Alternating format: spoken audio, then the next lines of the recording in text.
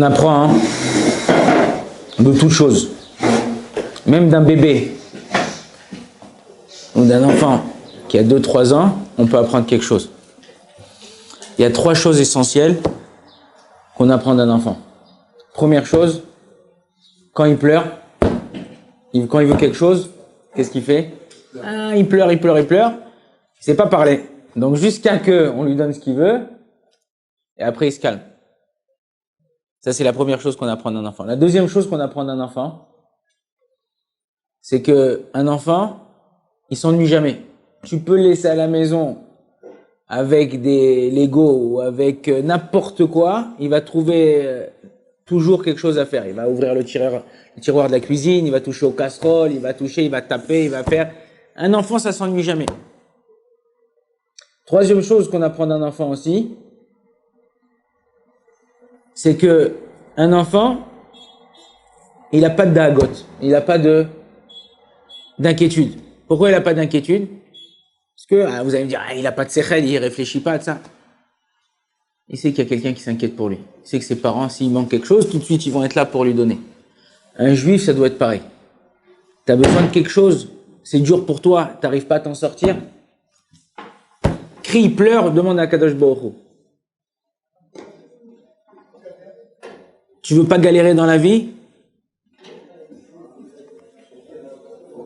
On dit, la Torah nous dit comme ça, Shimoum, mevi l'idée avera. Quelqu'un qui s'ennuie, ça apporte à l'avera. Un mec qui sait pas, les mecs dans les cités à Paris, qu'est-ce qu'ils font? Ils sont là, ils savent pas quoi faire, ils s'ennuient. Ils disent, bon, on va taper lui, bon, viens, on va voler ça, viens, on va...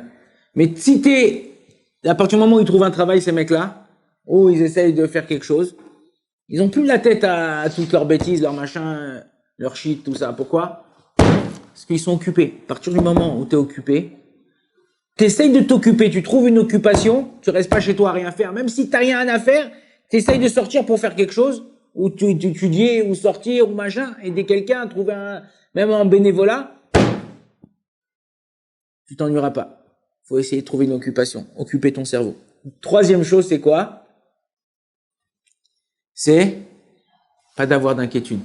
Si tu sais que tout ce que tu as besoin, qu'un enfant il est toujours joyeux, à moins quand il lui manque quelque chose parce qu'il pleure, mais sinon tu lui rigoles, il rigole, tu sautes, il saute. Qu'est-ce que t'as? Mais de quoi t'as à être joyeux? T'as des crottes dans le nez, il faut te changer la couche toutes les heures.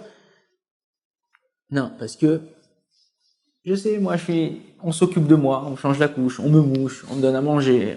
À Kadosh Baruch Hu, c'est la même chose. Depuis que vous êtes né, je pense pas qu'un jour vous avez manqué quelque chose. Peut-être quelque chose que vous vouliez, que vous l'avez pas eu, ça c'est un surplus.